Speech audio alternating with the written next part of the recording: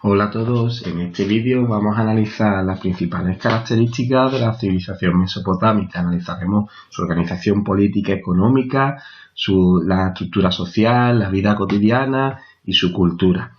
Comenzamos hablando de lo que es la organización política y económica. En el periodo sumerio, es decir, el periodo de las ciudades-estado, estaban dirigidas por un patesio o rey sacerdote. Aquí veis las distintas ciudades-estado, Uruk, ¿vale? Como rey se encargaba de dirigir la defensa y el gobierno de la ciudad. En su función como alto sacerdote también dirigía el culto a los dioses y cuidaba de los templos. Se organizaban, como hemos dicho, en ciudades-estado independientes controladas por una casta sacerdotal a cuya cabeza estaba el rey sacerdote, también conocido como patesi. El centro de la ciudad pues era el templo, ¿vale? Esta pirámide, esta mastaba, donde se situaban los sacerdotes, donde se entregaban las cosechas y se realizaba el culto.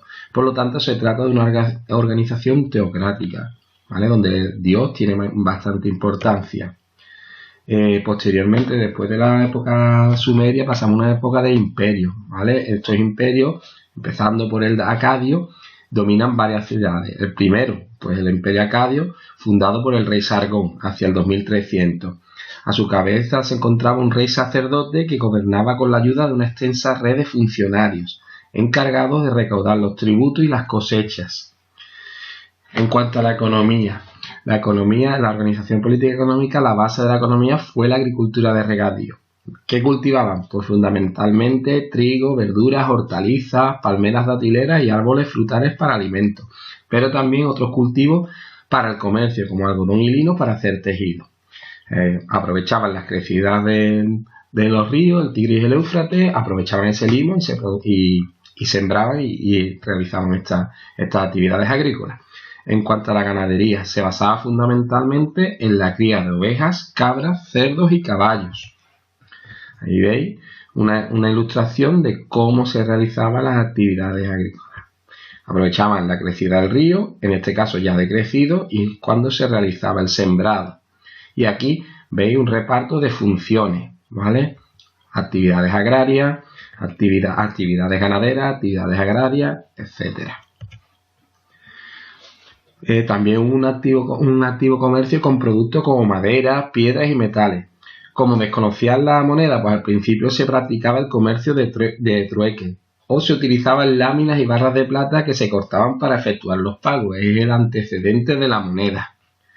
Y aquí tenéis un cuadro resumen para que veáis las distintas características, ¿vale? De cara a un posible examen, una pregunta de examen donde os pueda caer eso, ¿vale? Esto es el resumen de lo anteriormente expuesto.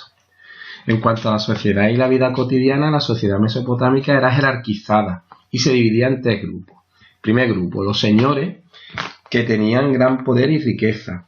Este grupo estaba constituido por el patesi y su familia, altos funcionarios del Estado y los sacerdotes. Aquí lo veis marcado, ¿vale? Tenían el poder económico, social y administraban las tierras. El segundo grupo, el pueblo formado por las personas libres. En este grupo era un grupo bastante heterogéneo, se distinguía un grupo intermedio constituido por los comerciantes y funcionarios, como los escribas, y un grupo inferior formado por el resto de personas libres, como artesanos y campesinos.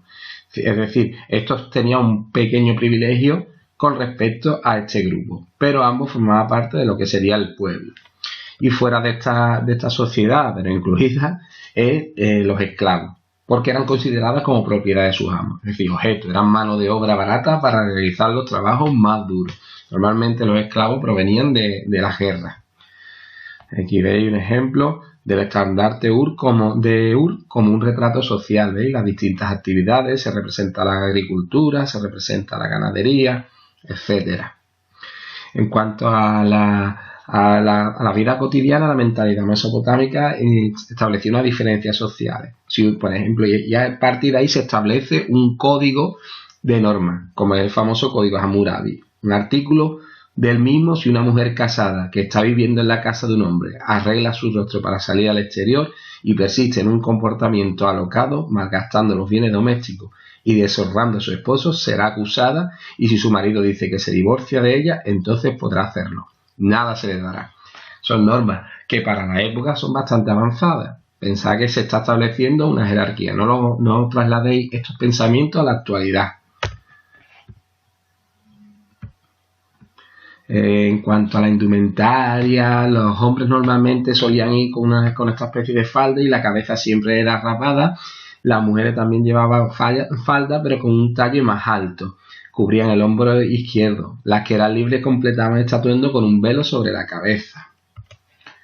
Si hay algo que caracteriza a estas sociedades, sobre todo la aparición de la escritura. La escritura fue la principal aportación de la cultura mesopotámica y con ella nace la historia, ¿vale? Por eso se llama las primeras civilizaciones históricas, porque conocen la escritura. Surgió hacia el 3250 a.C.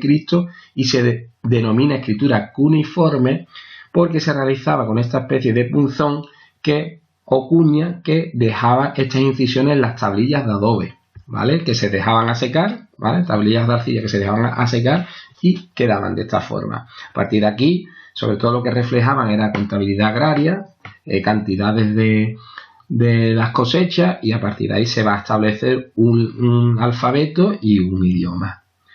¿Veis la evolución que sigue la escritura cuneiforme de un signo pictográfico, ¿vale? Ya sea de una cosecha, una espiga de cebada o de un astro, ¿vale? O una parte de la parte baja de la pierna, y cómo va evolucionando hacia un signo cuneiforme y hacia un valor fonético, ¿vale? Dingirán, Dios, cielo, por ejemplo, o este que era cebada, ¿veis? Cómo va evolucionando, como de un pictograma se evoluciona hasta un idioma. Con este tipo de escritura se redactaron numerosos documentos y códigos, como el que hemos visto, el código de Hammurabi. Además, los pueblos mesopotámicos cultivaron ciencias como la astronomía y las matemáticas, ¿vale? Entonces es un pueblo muy avanzado, evoluciona bastante rápido. Por eso hay algunos que hablan de auténtica revolución. En cuanto al arte, la arquitectura utilizó materiales pobres, como el adobe. Esto es adobe, es barro mezclado con paja secado al sol. Pero también, además de esto, desarrollaron importantes infraestructuras arquitectónicas, pues inventaron el arco, ¿vale? Y la bóveda, utilizados por primera vez para las cubiertas de los edificios. Las construcciones principales, los edificios fundamentales, fueron de dos tipos: edificios sagrados, como los templos, y edificios civiles, como los palacios. ¿Veis? Aquí un ejemplo de templo, ¿vale? Los templos incluían en su recinto un zigurat o torre escalonada para el culto y la observación astronómica. Los palacios estaban rodeados de murallas y contenían numerosas estancias. Para embellecerlos, sus muros se recubrían con relieves, cerámicas vidriadas y pinturas. Los palacios más famosos fueron los de Khorramshahr, aquí tenéis el plano, y el templo de Babilonia, no, el palacio de Babilonia, perdón. En cuanto a la escultura produjo estatuas de gobernantes y personajes destacados, como los patesi, aquí veis la representación del patesi de Lagash, y relieves que representan toros alados con cabeza humana para proteger las puertas de los palacios, como se ve en el palacio de Khorramshahr, y escenas de guerra y caza. Aquí tenéis la imagen de una escena de caza. En ocasiones pues, utilizaron ladrillos de cerámica vidriada o esmaltada para embellecer los muros, como esta es la puerta de Ishtar en el palacio de Babilonia. Y hasta aquí las características más importantes de la civilización mesopotámica.